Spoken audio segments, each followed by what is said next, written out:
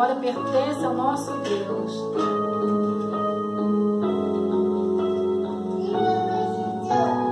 Pai, me aceita mesmo assim. Sabes que eu tentei mudar, sabes que eu não consegui por mim mesmo. Eu sou contra o mal querer, mas em ti eu vou vencer. Devo confiar em ti. Pai, sou contra o mal que há em mim, sou contra os maus ideias. Dá pra me aceitar assim? Eu vou tentar mudar. Preciso ouvir tua voz dizendo: vem, como estás? Me aceita, oh meu Pai.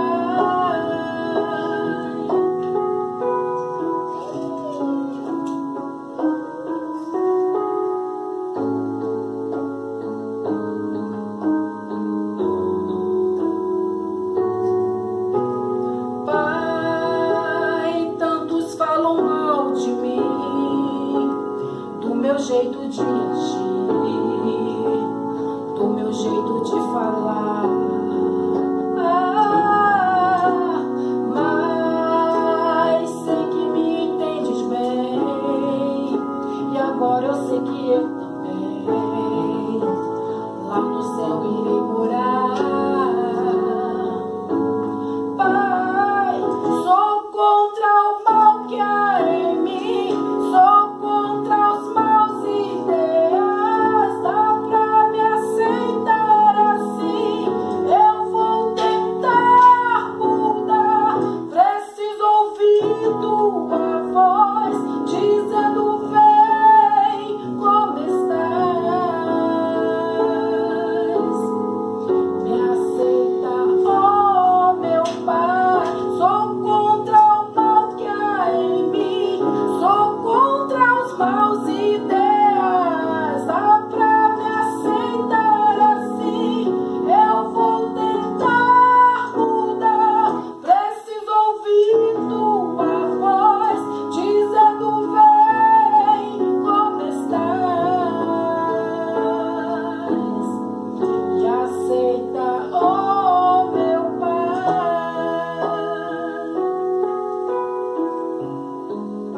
Glória a Deus, aleluia.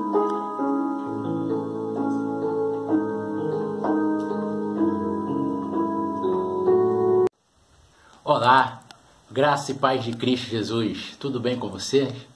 Nós estamos em uma série de sermões expositivos no livro de Jonas e hoje nós estamos encerrando, estamos no capítulo 4. Eu dei um tema para esse sermão, o tema que eu coloquei é o fantástico mundo de Jonas. Eu peço para que você possa estar acompanhando a leitura desse texto bíblico, a partir do último versículo, o versículo 10 do capítulo 3. Viu Deus o que fizeram, como se converteram do seu mau caminho, e Deus se arrependeu do mal que tinha dito que lhes faria. Com isso, desgostou-se Jonas extremamente e ficou irado. E orou ao Senhor e disse: Ah, Senhor, não foi isso que eu disse estando ainda na minha terra?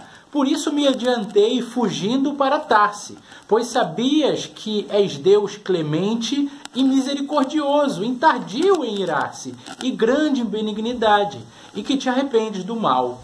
Peço-te, pois, ó Senhor, tira minha vida, porque melhor me é morrer do que viver. E disse o Senhor: É razoável essa tua ira? Então Jonas saiu da cidade e assentou-se ao oriente da mesma, e fez ali uma enramada e repousou debaixo dela, à sombra, até ver o que acontecia à cidade. Então fez o Senhor Deus nascer uma planta que subiu por cima de Jonas para que se fizesse sombra à sua cabeça, a fim de o livrar do seu desconforto. Jonas, pois, se alegrou em extremo por causa da planta. Mas Deus, no dia seguinte, ao subir da alva, enviou um verme a qual feriu a planta e esta se secou. Em nascendo o sol, Deus mandou um vento calmoso oriental. O sol bateu na cabeça de Jonas, de maneira que desfalecia, pelo que pediu para si a morte, dizendo: melhor me é morrer do que viver. Então perguntou Deus a Jonas: é razoável essa tua ira por causa da planta? E ele respondeu: é razoável a minha ira até a morte. Tornou o Senhor: tens compaixão da planta, que te não custou trabalho algum, a qual você não fez crescer, e que numa noite nasceu, e numa noite pereceu. E não hei eu de ter compaixão da grande cidade de Nínive, aonde há mais de 120.000 pessoas que não sabem discernir entre a mão direita e a mão esquerda, e também muitos animais? Soberano Deus, Pai bendito, muito obrigado, papai. Muito obrigado porque o Senhor é um Deus misericordioso. Que o Senhor venha falar comigo e através de mim. Venha falar ao coração da tua igreja, Pai. Para que possamos compreender o teu maravilhoso amor. A tua infinita misericórdia, que é a causa de não sermos consumidos. Muito obrigado, Pai, por esse dia. Muito obrigado por poder meditar, por poder ouvir a tua palavra e assim ser edificado. Fala em nossos corações, em nome de Jesus. Amém.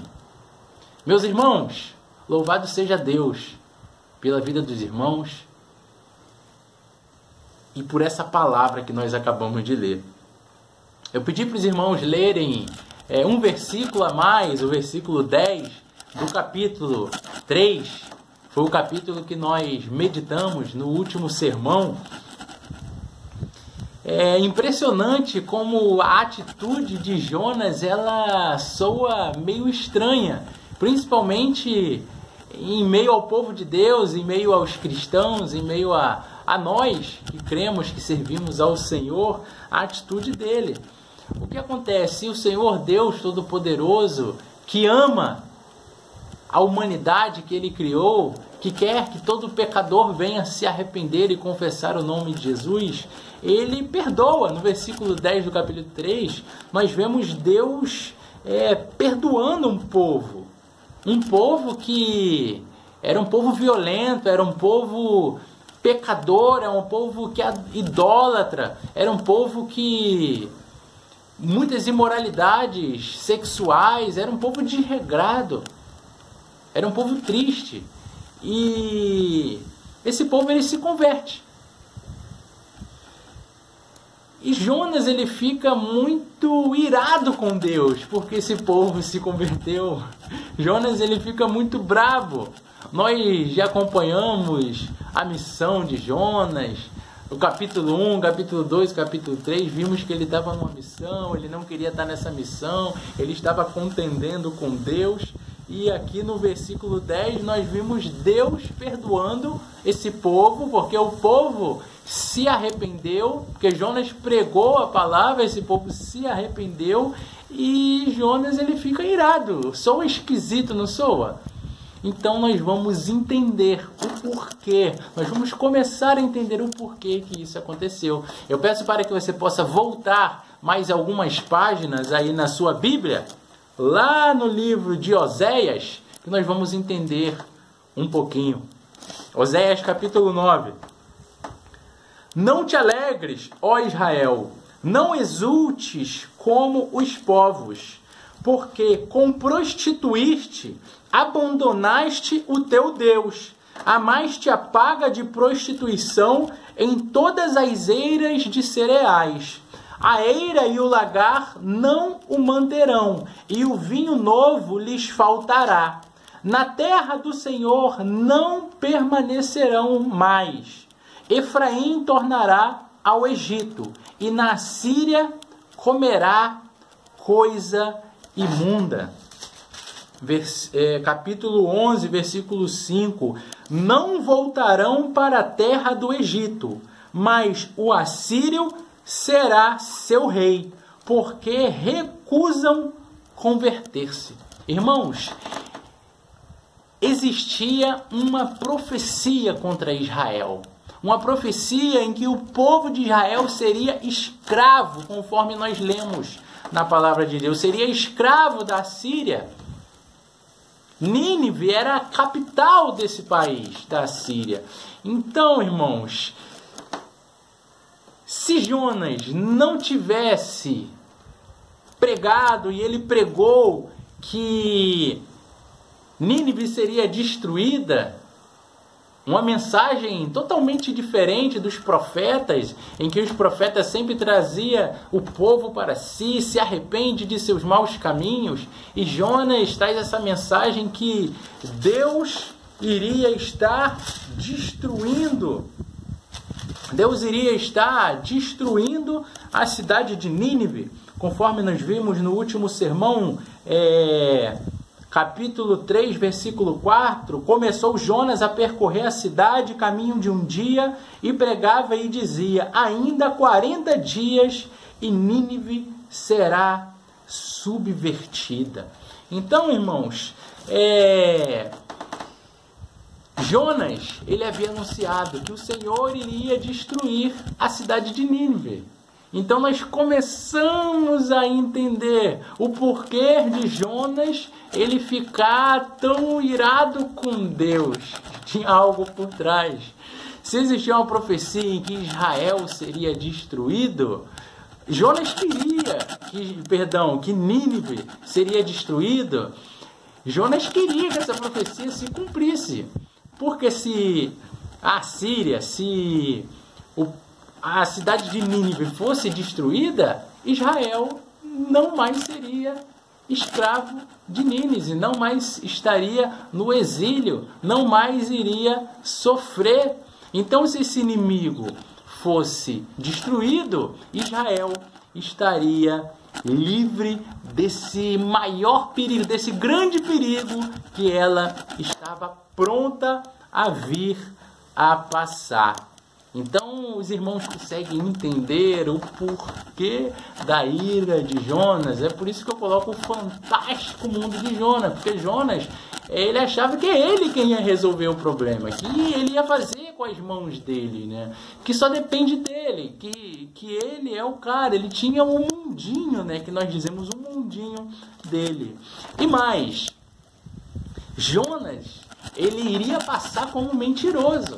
Então Jonas, ele não queria ter manchado a sua reputação, porque Jonas, ele inventou de profetizar que a cidade de Nínive seria destruída. Então, se ela não fosse destruída mesmo, os seus amigos, os seus colegas, os seus irmãos, desconhecidos, todo mundo ia caçoar, o que nós chamamos de caçoar da vida de Jonas, porque ele profetizou a destruição e de repente Deus vem e perdoa o povo.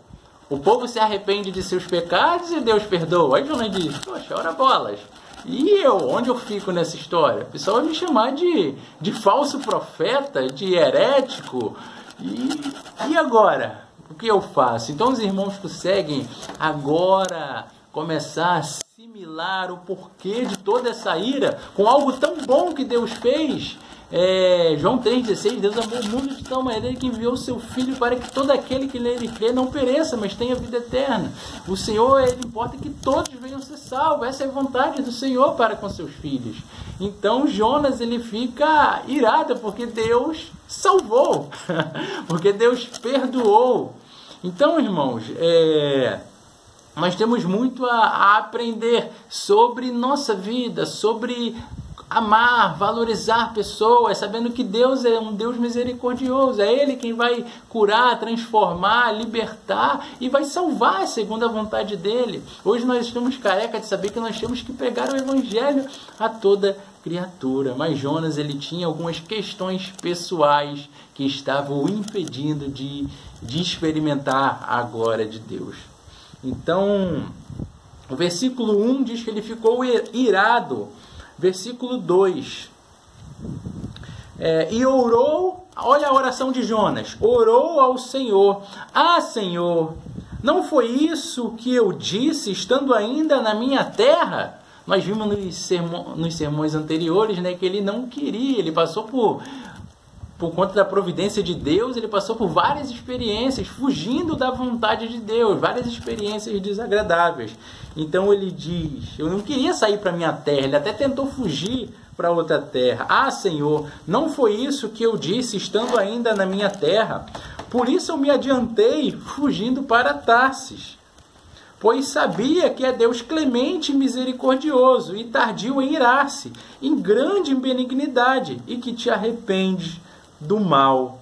Então, irmãos, essa oração de Jonas, ela soa como algo contraditório, ele se contradiz, porque enquanto ele é um crente em Cristo, e ele diz que Deus é bom, é misericordioso, é um Deus clemente, sabe de tudo isso, ele rejeita a vontade de Deus, ele não quer que Deus salve o povo, ele fica irado. Então ele acaba entrando assim em um conflito muito grande, em uma contradição. Ele é crente, ele crê em Deus, ele serve a Deus, mas ele rejeita a vontade soberana de Deus para a sua vida. Ele diz que ele prefere morrer. Peço-te, pois, ó Senhor, tira minha vida, porque melhor para mim é morrer do que viver. Então ele prefere morrer, perder a sua vida, do que acabar de alguma forma perdendo o seu prestígio entre colegas, entre amigos, né? Ele preferia perder a sua vida do que perder a sua reputação. Ele, ao invés de preservar o que Deus mais valoriza, que são pessoas, que são almas, que são vidas, ele olha só para mim, ele está no o fantástico mundo de Jonas, ele só tem olhos para si, ele acha que tudo volta, tudo gira em torno dele, tudo está voltando-se para esse grande profeta, o Jonas, né? Então, ele tem uma atitude, ao invés de ser altruísta, se preocupar com o próximo, ele é totalmente egoísta, ele só pensa em si, só está olhando para si e pensando que agora ele seria desmoralizado, porque ele inventou de dizer que a cidade ia ser destruída e Deus perdoou a cidade. Já a atitude de Paulo, tanto diante da vida como diante da morte, ela é totalmente diferente da atitude de Jonas. Nós também aprendemos muito com Paulo. Olhe bem, veja bem.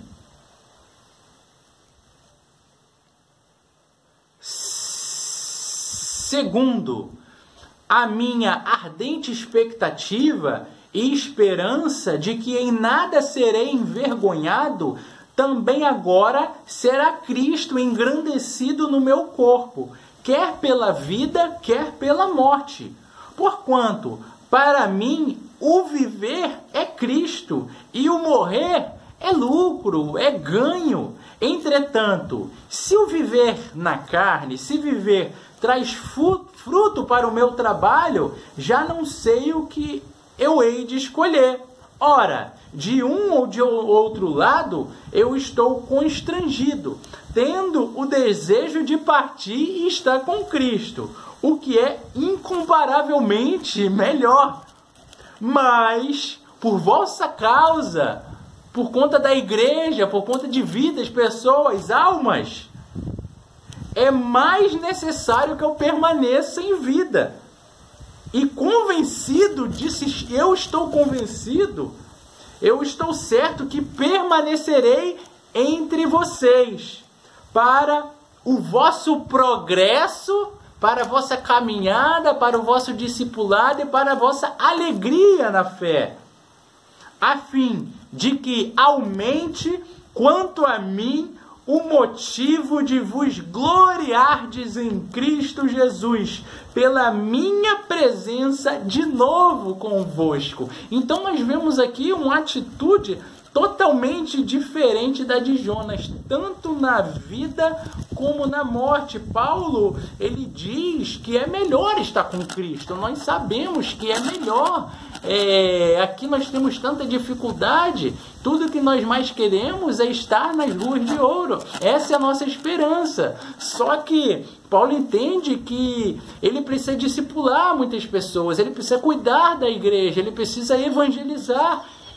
É melhor estar em vida nesse momento, é melhor viver do que morrer. E já Jonas, ele pede para Deus tirar sua vida. E agora Deus sabe o que faz? Dá uma lição em Jonas, traz ele para si. Olha só, versículo 4. Então disse o Senhor: é razoável essa tua ira? Jonas, pensa bem. Ei, acorda, alô? É razoável? Você tem razão que você está irado? Você está nervosinho? Você está transtornado, revoltado por conta desse motivo? Jonas, ele deveria estar alegre, ele deveria se alegrar, porque vidas estavam sendo salvas, porque Deus concedeu perdão para milhares de pessoas na cidade de Nínive. Lembra daquela parábola do filho pródigo lá de Lucas, capítulo 15, versículo 31 e 32, aonde o pai fala para o filho: filho, você deveria estar alegre. Esse pai é a figura de Deus conosco, com a igreja. Filho, vocês têm que estar alegre, porque esse teu irmão estava perdido e agora ele se voltou. Eu estou de braços abertos para receber. Então Jonas, ele deveria estar alegre, feliz, porque o povo foi perdoado, o povo se arrependeu e o povo queria caminhar com o Senhor. Então Jonas saiu da cidade, se assentou no oriente, fez uma rede e ele ficou ali na sombra. Então fez o Senhor Deus nascer uma planta que subiu por cima de Jonas para que fizesse sombra. Olha como é que Deus é tão amoroso, tão cuidadoso, para que fizesse sombra sobre a sua cabeça, a fim de livrar do seu desconforto. E qual a atitude de Jonas? Ele se alegrou em extremo por causa da planta, porque a planta estava trazendo um benefício para si. Ele estava desfalecendo, morrendo com um solzão em sua cabeça. E ele se alegra, o texto diz que ele se alegrou em extremo por causa da planta. Então, irmãos, em relação a essa planta, em relação à origem da planta, nós não sabemos a sua origem, mas sabemos que é um instrumento de Deus, para levar o homem à reflexão, levar o Jonas à reflexão. Assim como no versículo 17 do capítulo 1, Deus usa um peixe. Deparou o Senhor um grande peixe para que tragasse Jonas, e estivesse Jonas 3 dias e 3 noites no ventre do peixe. Então deparou o Senhor preparou o peixe. Então o Senhor, ele é soberano, o Senhor é rei, o Senhor reina, ele é dono do universo, é dono da natureza, ele tem tudo sob seu controle. Assim como ele usou a tempestade para estar tratando também, para estar levando o homem à reflexão. Versículo 4: mas o Senhor lançou sobre o mar um forte vento, e fez-se no mar uma grande tempestade, e o navio estava a ponto de se despedaçar. Capítulo 1. Então Deus, ele usa o vento, ele usa o mar, ele usa a natureza, os seus elementos da natureza, ele usa planta, ele usa peixe, ele é o dono, ele é soberano, ele faz conforme ele quer. Então, a origem dessa planta nós não sabemos, ela é incerta, mas sabemos que é um instrumento do Senhor para conduzir o seu profeta à reflexão. e dessa forma ele vir a entender, a estar submisso à vontade soberana de Deus, vendo que Deus é misericordioso, que apesar de sua cabeça dura, de viver em seu fantástico mundo, o Senhor estava o chamando para si, para ele ter um mega pensamento e não uma mente tão reclusa, tão pequena, olhando somente para o seu umbigo. Então essa planta, ela cresce numa velocidade milagrosa, é algo do Senhor, e ela vem se materializar no cuidado de Deus, o cuidado pessoal de Deus para com o profeta, para com Jonas. Então a atitude de Jonas é se alegrar, mas é uma alegria ingrata.